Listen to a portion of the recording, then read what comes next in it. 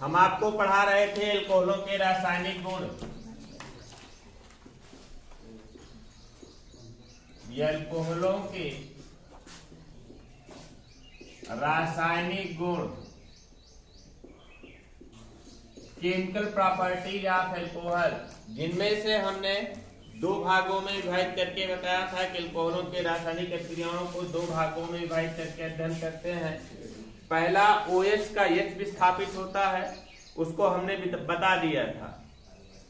दूसरा कौन सा, पूरा का पूरा OH विस्थापित होता है। OH का मतलब क्या, हाइड्रॉक्सिल समूह, मतलब कि अभिक्रियाएं जिसमें हाइड्रॉक्सिल समूह विस्थापित होता है। क्या, अभिक्रियाएं जिसमें क्या विस्थापित होता है, हाइड्रॉक्सिल समूह विस्थापित होता है। हाइड्रॉक्सिल समूह विस्थापित होता है। अभिक्रियाएं जिसमें हाइड्रॉक्सिल समूह विस्थापित होता है। इसके अंतर्गत हमने एक अभिक्रिया बताई थी, फास्फोरस हाइलाइडों के साथ अभिक्रिया। फास्फोरस के हाइलाइड भी बताए थे, PX3 और PX5, मतलब कि PCl3 के साथ और PCl5 के साथ अभिक्रिया बता दी गई थी। अगला बताया जाना था थायोनिल क्लोराइड के साथ अभिक्रिया। थायोनिल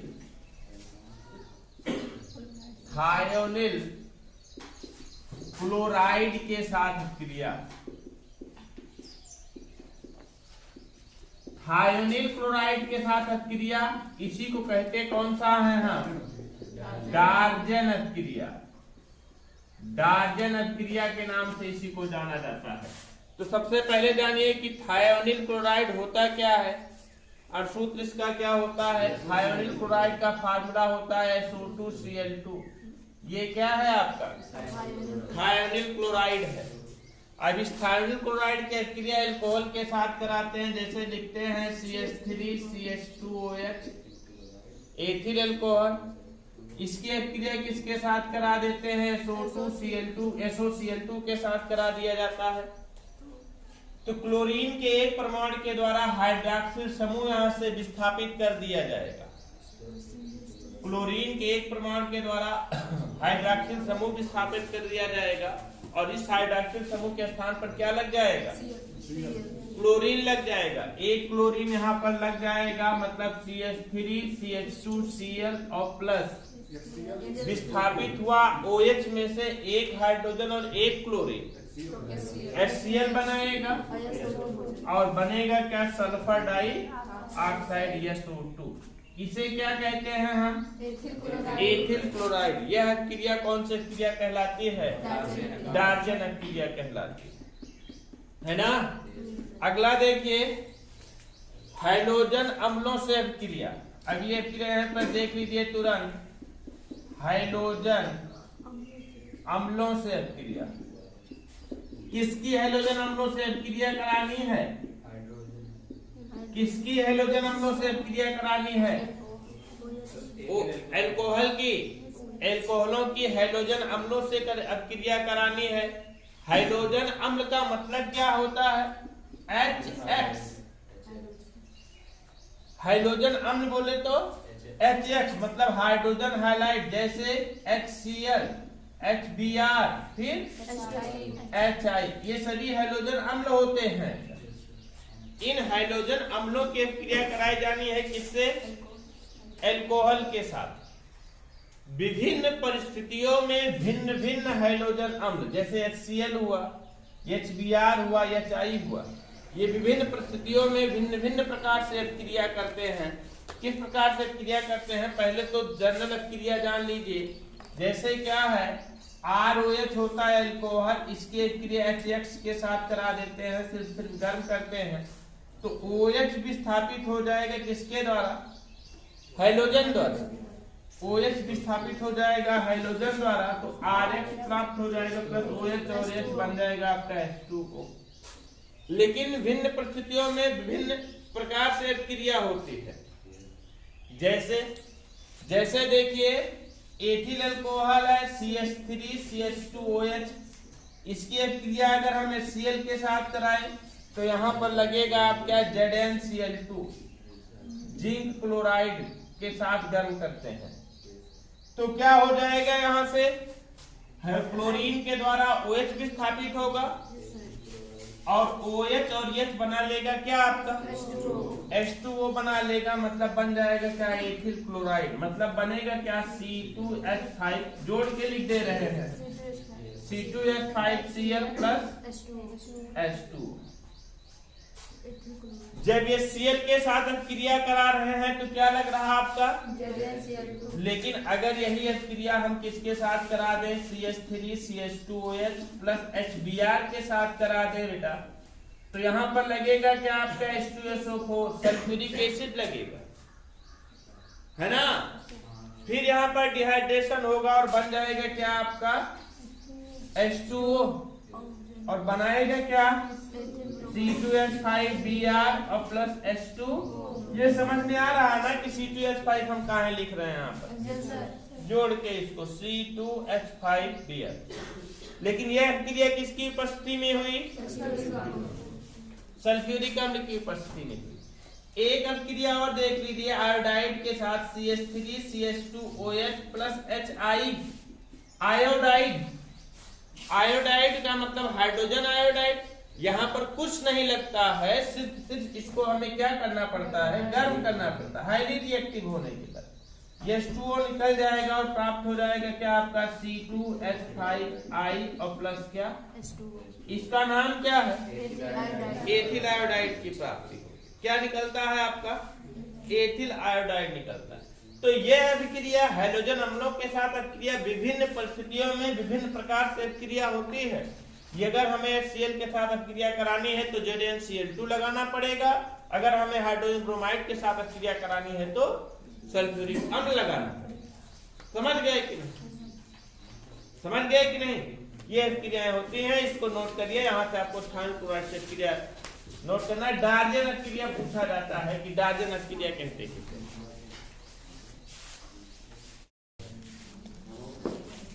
अगला आपको पढ़ना है ऑक्सो अम्लों के साथ अभिक्रिया।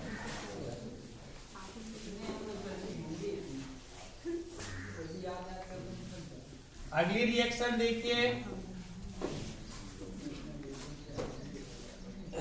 ऑक्सी अम्लों से अभिक्रिया। ऑक्सी अम्लों से अभिक्रिया, किसकी ऑक्सी अम्लों के साथ अभिक्रिया, एल्कोहलों की। तो जानिए ऑक्सी अम्ल होते कौन से हैं। जैसे आपका HNO3 है नाइट्रिक अम्ल, कौन सा, नाइट्रिक अम्ल। और H2SO4 है, इसका नाम तो जानते ही हैं, क्या नाम है इसका, सल्फ्यूरिक अम्ल।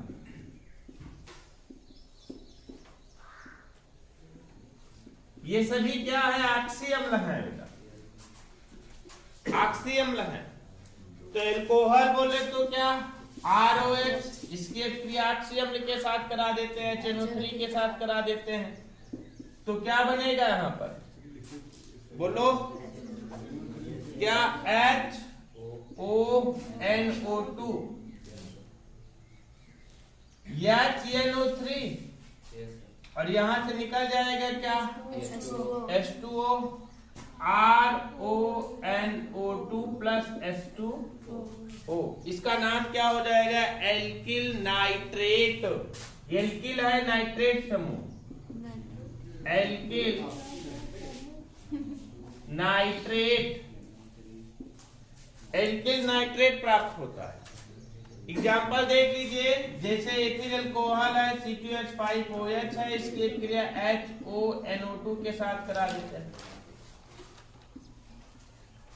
तो यहां से बनेगा क्या, OH और H, H2O और प्राप्त हो जाएगा क्या, C2H5ONO2 प्लस H2O। इसे बोलेंगे क्या हम, एथिल नाइट्रेट। क्या बोलेंगे, एथिल नाइट्रेट बनता है। अब देखिए, अभी हमें अब क्रिया कराना है किसके साथ में, H2SO4 के साथ में। तो H2SO4 ROH, ये भी ऑक्सी अम्ल ही है, ROH HOSO3 है ना। और एक और है ना, मतलब कि यहाँ पर लिखेंगे कैसे इसको हम, देखो HOSO3H H2SO, यहाँ से बनेगा क्या और बन जाएगा क्या ROSO3H प्लस H2O, इसका नाम होगा एल्किल हाइड्रोजन सल्फेट। SO4 है एक्चुअली में ये, SO4 को क्या लिखा जाता है, इसको इस तरीके से लिख दें अगर हम HHSO4, तो बन जाएगा क्या आपका H2O, और यहां पर निकलेगा क्या आपका HSO4, तो नाम हो जाएगा क्या एल्किल, ये क्या हाइड्रोजन SO4 को क्या लिखते हैं सल्फेट, एल्किल हाइड्रोजन सल्फेट की प्राप्ति होती है ना। देखिए जैसे आपका है C2H5OH, इसकी क्रिया HHSO4 के साथ कराते हैं, यहाँ से OH और H2O निकल जाता है और प्राप्त होता है C2H5HSO4 एथिल हाइड्रोजन, ये SO4 को सल्फेट बोला जाता है।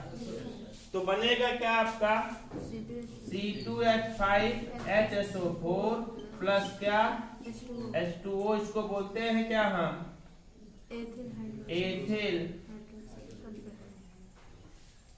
हाइड्रोजन सल्फेट की प्राप्ति होती है, एथिल हाइड्रोजन सल्फेट बनता है। ये ऑक्सी अम्लों के साथ क्रिया हुई, नोट कर लीजिए इसको।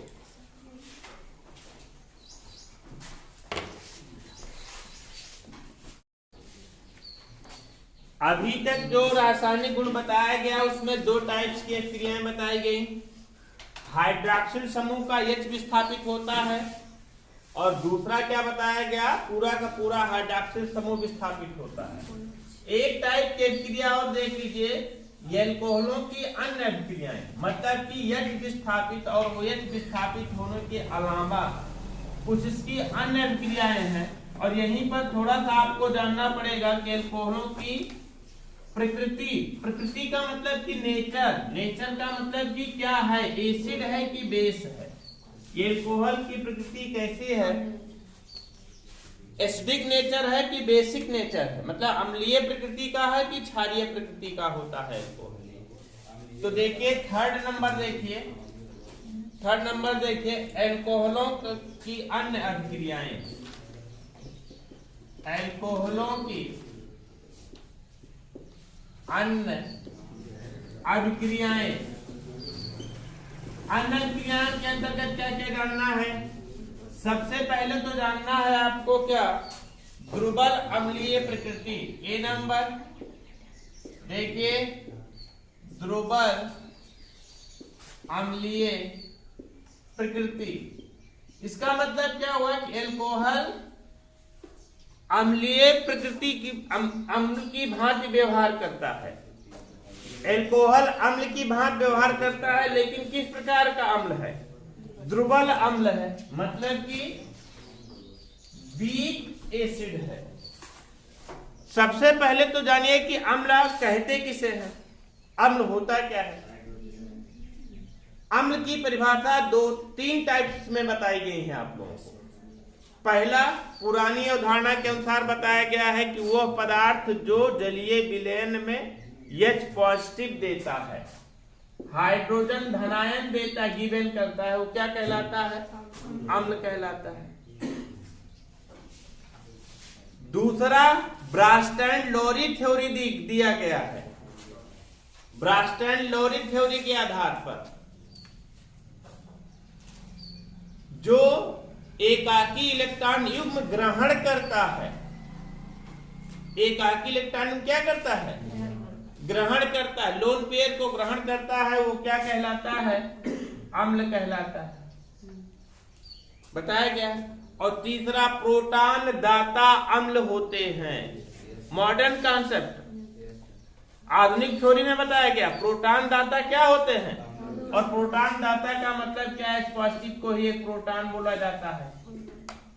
H पॉजिटिव को एक प्रोटॉन बोला जाता है कि जो प्रोटॉन देता है वो अम्ल कहलाता है। ओल्ड कॉन्सेप्ट, हाइड्रोजन धनायन का निर्माण करे जलीय विलयन में, मतलब कि जब उसको हम जल में घोले तो H पॉजिटिव का निर्माण करें तो अम्ल कहलाएगा। ब्रास्टन लोरी कॉन्सेप्ट, एकाकी इलेक्ट्रॉन मतलब लोन पेयर को एक्सेप्ट करे तो अम्ल कहलाएगा। और मॉडर्न कॉन्सेप्ट क्या कहलाता है, प्रोटॉन दाता जो होता है वो क्या कहलाता है, अम्ल कहलाता है। यदि हम बात करें एल्कोहल की, अगर यहां पर लगा दे हम, अगर यहां पर हम लगा दे हाइड्रोक्साइड आयन लगा दें और बात करें एल्कोहल की, एल्कोहल बोले तो ROH,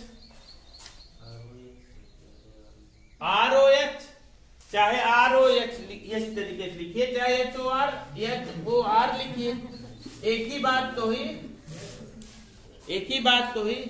तो आपको पता होना चाहिए कि ये H दे देता है किसको, OH निगेटिव को, और ये बन क्या जाता है आपका HOH, मतलब कि H2O, बार बार यही हुआ है।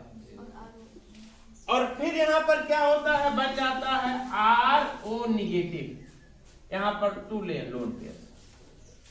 तो दिखाई क्या दे रहा है, H दे रहा है ना भाई, यहां पर OH निगेटिव हमने बताया कि कोई भी हाइड्रोक्साइड आयन हो,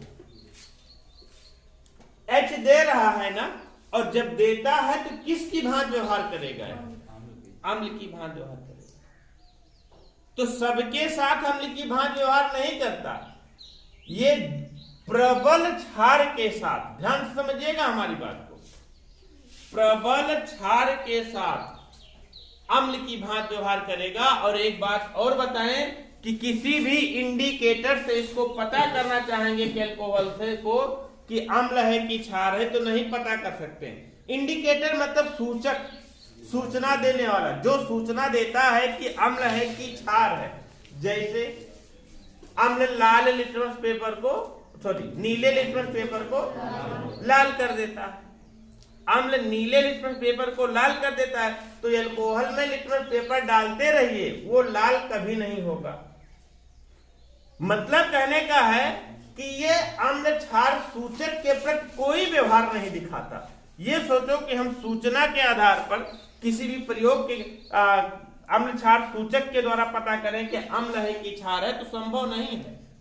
सिर्फ किसके साथ ये अम्ल की भांति व्यवहार करेगा, प्रबल क्षार के साथ, प्रबल क्षार के साथ अम्ल की भांति व्यवहार करेगा। क्यों ऐसा होता है, क्योंकि यहां पर आपने देखा होगा कि जब हम प्रबल धन विद्युतीय धातुओं के साथ क्रिया करा रहे थे तो वहां से हाइड्रोजन विस्थापित हो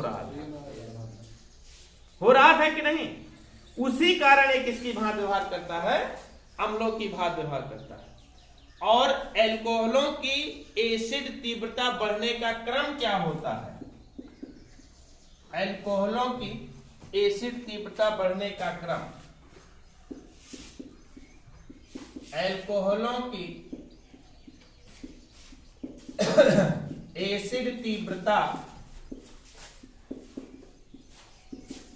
बढ़ने का क्रम, क्या क्रम होता है, पहले तो होता है आपका कौन सा, तृतीयक एल्कोहल। सबसे कम एसिडिटी किसकी होती है, आपकी तृतीयक एल्कोहल की। तृतीयक एल्कोहल की बात करते हैं तो R3COH, उससे ज्यादा किसकी होती है, द्वितीयक एल्कोहल की। R2COH, उससे ज्यादा किसकी होती है, प्राथमिक एल्कोहल की। RCH2OH, और सबसे ज्यादा किसकी होती है, मेथिल एल्कोहल।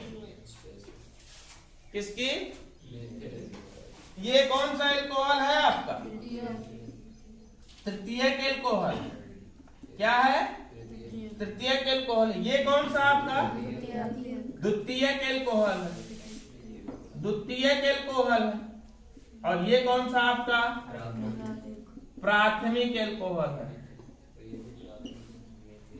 प्राथमिक एल्कोहल, ये भी प्राथमिक के अंतर्गत कौन सा नाम है इसका?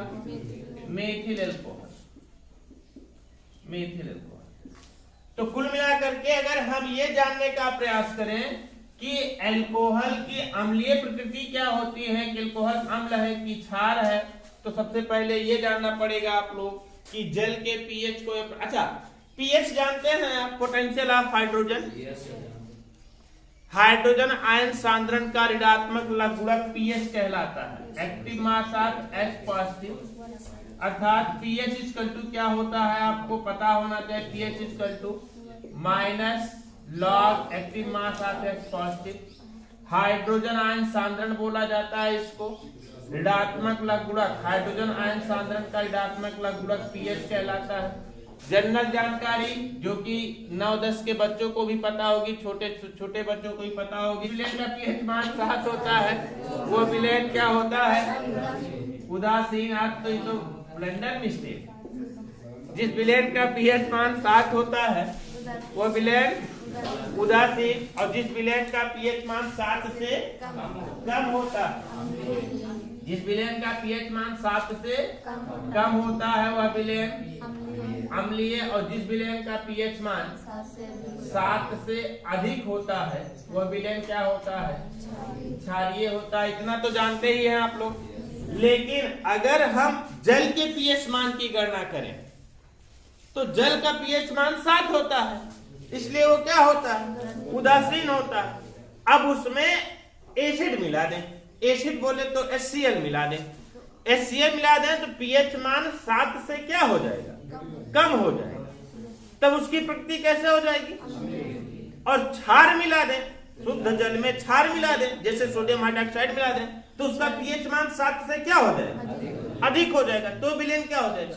क्षारीय। लेकिन एल्कोहल यदि मिलाते हैं तो उसके पीएच मान में कोई परिवर्तन नहीं होता है, मतलब कि 7 का 7 ही बना रहता है, इसलिए क्या होता है? वो विलेन।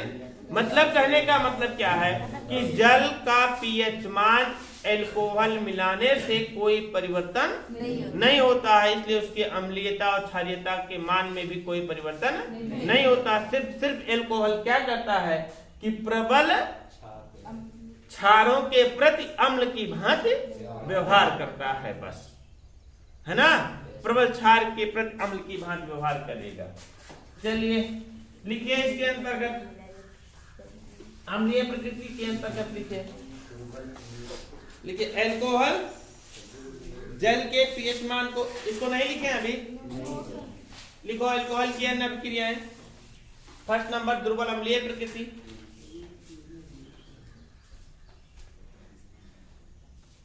दुर्बल अम्लीय प्रकृति।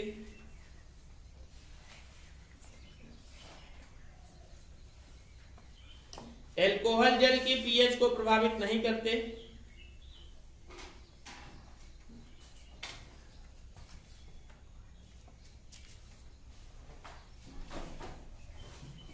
पीएच को प्रभावित नहीं करते,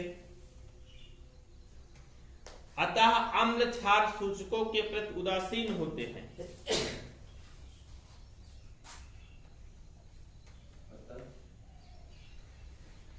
अम्ल क्षार सूचकों के प्रति उदासीन होते हैं।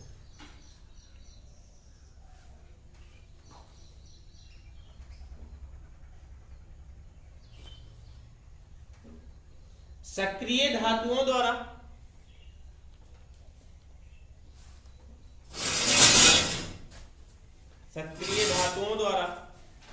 एल्कोहल से हाइड्रोजन का विस्थापन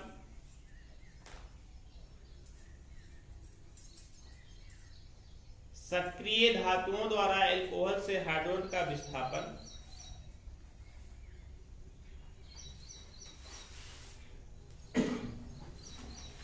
एल्कोहल की अम्लीय प्रकृति दर्शाता है।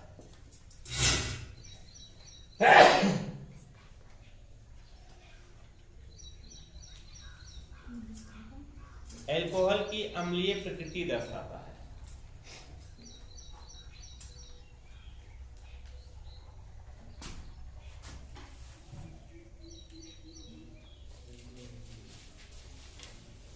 इसको नोट कर लीजिए, तीव्रता बढ़ने का क्रम भी जान लीजिए।